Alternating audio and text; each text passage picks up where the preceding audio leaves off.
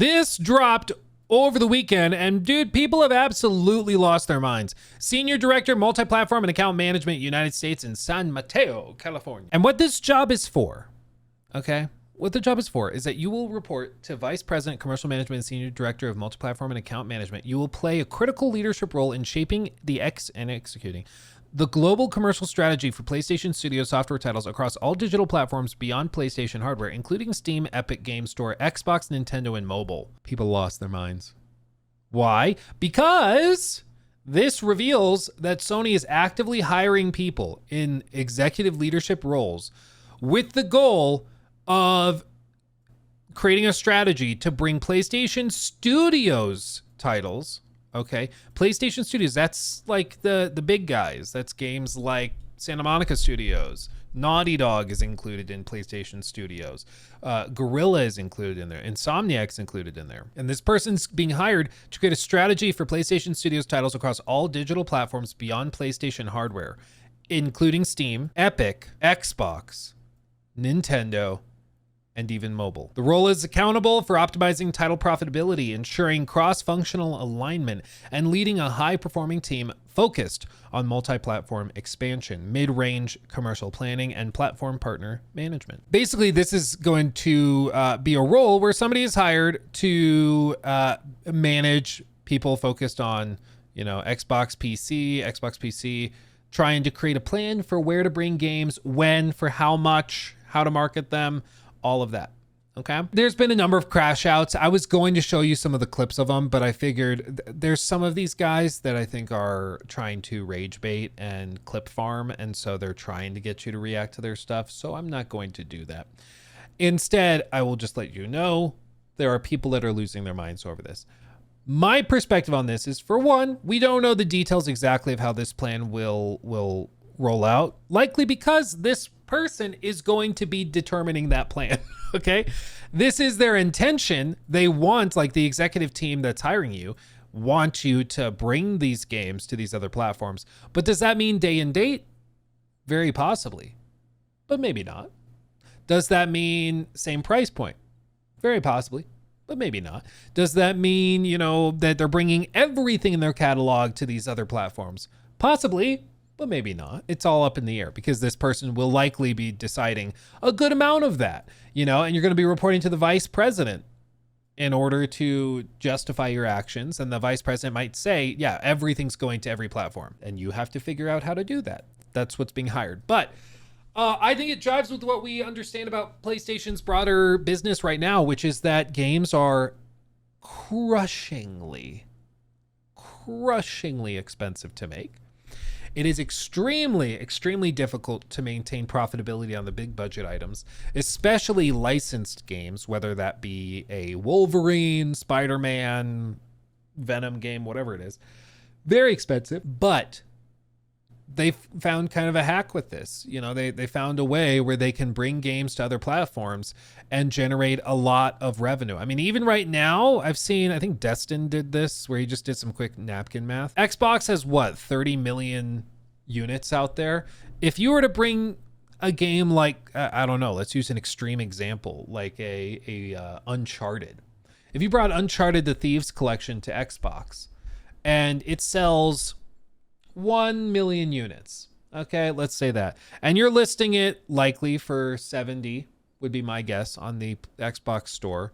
So 70, and we do 1 million units over the course of its lifespan. We're generating an extra 70 million. Yes, PlayStation's taking, or Xbox is taking a cut of that, but you're still bringing in tens upon tens of millions of dollars. Like, that's not insignificant, And that's assuming that just 1 million, a 30th of the platform will buy it.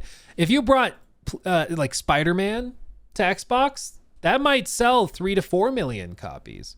That might sell 3 to 4 million. If we say 4 million, even after you take out Xbox's cut, like, you're still making crazy money. And at some point, and yeah, these numbers are high, absolutely.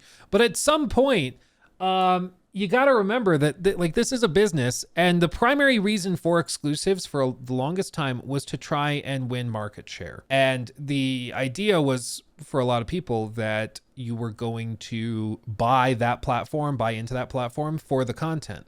Nowadays, that just doesn't really happen. Matt Piscatella over on Blue Sky had this thread, and if you don't know Matt, he's a executive director and video game industry analyst at Circana, or NPD.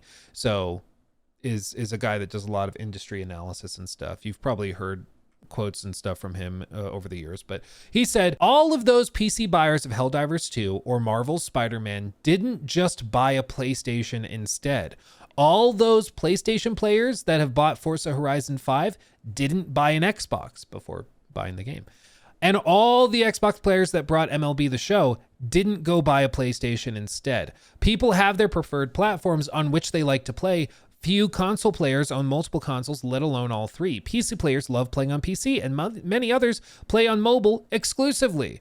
Huge numbers just play Fortnite or Roblox, and games as a platform are only getting bigger. If you want to still think it's 2005 and there's a group of video game players out there who are going to move away from their preferred platforms on which they have accumulated nearly 20 years of content in their libraries and buy an entirely new system to play one game, well, have fun with that.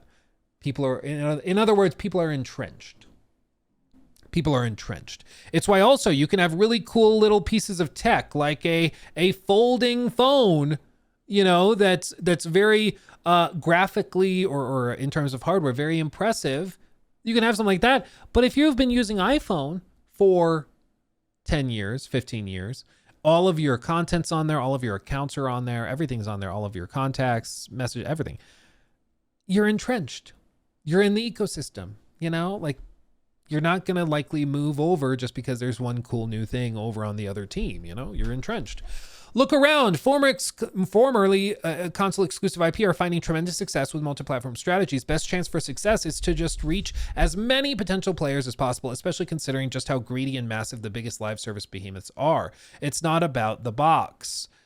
But what about Nintendo? Nintendo is a unicorn. No other company can replicate what it does, the brand loyalty it has built over decades, or the massive cultural presence of its IP. Look at literally any other company and what they're trying to do to fend off Fortnite, mobile, or Roblox. This is one of those things where it's Nintendo can do it. Nintendo can release games like exclusive to their platform and never put them on sale and do all of that. Yeah, it's Nintendo. Like, I don't know. We say it all the time. It's Nintendo. But that really is just the counter. Like, they are their own special thing. I get it. It's weird. It doesn't make sense in the broader context of the industry, but it's Nintendo. Yeah, when you are Nintendo and you've been around for 30, 40, whatever years in the gaming space, I understand they're like a century old, but you get what I mean. If you've been around forever and you have that brand loyalty, you can get away with stuff others just can't. This market is not going back to a world of high walled gardens and expensive barriers to player entry, not in a market that is this competitive with so much content that is widely available on any device, which is quite often free to play. The console wars have been over for a while. Let it go. But, you can't say that. Generational 2, Gen Z and Gen Alpha expect their games to be everywhere. If they aren't, they won't play them and move on to something else.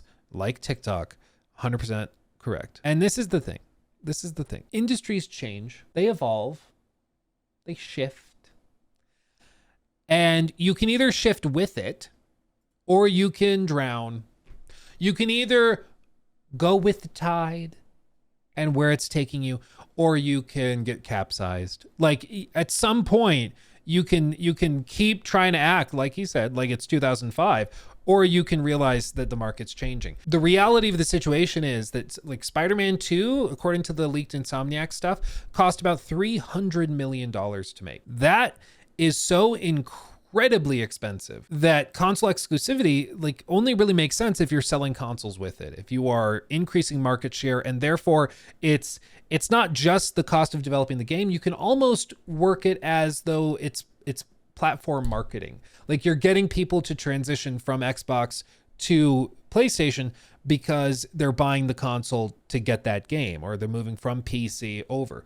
But that's just not how people work. People are entrenched. And then the other aspect of this, and this is one that I think is much harder to quantify, is that now that the precedent has been set that you are going to bring games to these other platforms eventually, now that PC gamers know that eventually they will get God of War, whatever, Egypt, on Steam, Eventually they will get The Last of Us Part 2 on Steam, which they did. Eventually they will get this or that on Steam. It's just a matter of patience. Now there's very little reason to go out and buy a $700 PlayStation 5 Pro or a $500 50 or 550, I don't remember where it is now, base PS5. There's very little reason to do that because if you just wait a year, you'll get that same game. So just wait. So now people have had a taste of the cross-platform strategy and like, yeah, so I can just stay on the platform I like. If I like Xbox, I can stay on Xbox. If I like PlayStation, I stay on PlayStation. If I like PC, I can stay on PC. Like, why would they go and cough up a ton of cash to get into a new platform when they know they're going to get the games anyways? So now that they've given players a taste of it and they've experimented with it, now players, I think, are even more entrenched than they were before because they know they can just wait. If PlayStation still today had not brought anything cross-platform and still had all of their exclusives just on PlayStation, I think you might actually see some people buying PlayStations just to get access to like a Last of Us or to a new God of War or something like that. But now that they've started to experiment with the cross-platform stuff, I think people are even more entrenched than they were before. This one I also saw retweeted a few different spots, which follows in line with the Matt Piscatella bit. Noble said, people who buy a hardware system these days, they're doing it because of the ecosystem, because of their friends list. You're not going to get people to transition consoles because of exclusives anymore. We're way beyond that point. And I think that this is a component of it. The games business, which is run by Christopher Dring, he mentioned this in his podcast, which is, bring your games to other platforms is how you're going to win. And basically describes, in some extended detail, how the multi-format structure is the only thing that's shown consistent growth and increased revenue at the end of the day. Everything else is either going flat or shrinking because there's only so much money to go around. There's only so much time to go around, and you have to find a way to make the numbers go up. As I've said a bajillion times, all of corporate America, international corporatism just in general, it is literally about make the numbers get bigger, make the number go up. If you can do that, the stock price goes up, you get to keep your job. The business is okay. The moment that your business stagnates and is maintaining its position, you get all of the speculative investors, retail investors, everybody pulls out, and then you become like utility companies, which pay dividends to get people to buy them, but they don't really grow. They just are what they are. And that doesn't work in the tech space. In the tech space, you have to be valued at significantly higher multiples of your earnings per share, and that only works if you're growing significantly because they basically build in a premium for a high growth stock. And in this case, the games industry has actually been flat or shrinking over the last 2 to 3 years. It's specifically increasing revenue by bringing your games to multiple platforms where people are seeing growth. And I think that that's why they keep doing it. So hearing that they're hiring somebody, this literally could end up just being a guy that goes and says, okay, we're just going to keep doing things the exact same way. You will get the next God of War on PC, but you'll get it in a year. And we're not going to bring it to Xbox because we just don't want to, as a point of principle. It could be that it's literally just same old, nothing changes. But this does at least suggest that they are continuing to commit to that strategy of bringing things to other platforms. I know some people have read this that, they're bringing all of their games to all of these platforms at the same time. I don't think that that's what this says. Maybe that is what they end up doing. But again, they're hiring this guy to help decide that. So it doesn't really make sense to throw a fit. Jimbo404 donated $10 through Super Chat. The 7th and 8th generations made it really clear that good games are the good business, not consoles. Well, ultimately, like, the box is just not as important. Ultimately, people want to buy the games that they find fun and engaging, and they want to stay where they are or where they like playing the best. And if you are a high-end, like, enthusiast PC player, you're probably not the kind that's going to, in your mind, step down to a console just to play a game a little sooner, unless it's like a huge deal like a GTA 6 or something. But, pointing to GTA 6 as the counter for why consoles and stuff are still massive, I think that again misses the point. GTA 6 is a once in a decade or once in a quarter century game. I don't think you can make a comparison. Step down, F off. That's why I said step down in their mind, you know? If you're used to playing on a 4090, 5090, whatever at 4K, 120 frames, like it's nothing, and then you go to like a console that's trying to, you know, render internally at 1200p and upscale to 1440 on performance mode, it feels like a step down. You know, it feels like a step down. If you're playing on like a 3060, 3070, it might not actually be a step down. But like if you're a high-end enthusiast gamer, I mean, it pretty clearly is a step down in terms of firepower and everything. You know, let's see. Very true. I think hardware development is reaching diminishing returns. Oh, it is. And every generation, it gets a little less remarkable, the improvements. So that's definitely an element of it. You remember how one of the big selling points of the PS5 was supposed to be the 3D audio stuff because they used it to sell those headsets and headphones they had. And that was like a big point of the console, was that you could have 3D audio in your games. And that's just been totally absent. Like nobody ever talks about it. You know, it's just like everybody forgot about it. You know, okay, 53 Nights, that is kind of funny. PC players play with settings, not games. That is a little funny. I'll give you that. Are you thinking of when I was trying to get Cyberpunk to work with the update without crashing? Is that what you're referring to? Because yeah, sometimes that's what it is. But anyway, I understand some people are freaking out because this represents, in a lot of ways, the end of an era. You know, in some people's minds, I would argue that the era has been ended for a very long time, and this is just further evidence of that. I don't think anybody within these big companies are viewing the next 5 years or the next generation anywhere close to the way it was viewed in the PS4 era. I think they all are looking at doing multi-platform stuff and trying to get their games on as many platforms just to make ends meet, because that's what you have to do. It's what you got to do now. The 3D audio works like a charm in most games. Well, when it's used, yeah, I think it is cool. I think it's not marketed because it's really hard to market as a feature. It's like I don't know if you've ever worked in retail or something, but we had this all the time. Like I remember even they did it with like the PS4 Pro. They were trying to describe what 4K was to people who had never seen 4K. Tara Racing donated 10 euros and it's really through tough to Super Chat. describe, you know? I'm lucky and work hard. I have PC, PS5 and XBX. You are right, and it's not always graphics. Sometimes it's just wanting the achievements on Steam, knowing it will come to PC eventually and outperform. Yeah, and there's also a component where I was talking to a buddy of mine. He said he's waiting for a lot of these games to come to PC because so many of them are launching like pretty rough and broken and buggy and all that. And so he's like, I just wait till it comes to PC, because by the time it comes to PC, theoretically, it's been polished up and, you know, it's going to run way better. That's at least the idea. Every once in a while, there's an exception like The Last of Us Part 1, but theoretically, it should run better. But yeah, you work your butt off, you can get every platform. I think the key thing to remember, and this is something I am always bringing up too, because I'm somebody who has pretty much every platform, like, because I do this for a living, so I can justify having every platform. But you know, not everybody will have a PC, PlayStation, and Xbox. You know, not everybody will have that.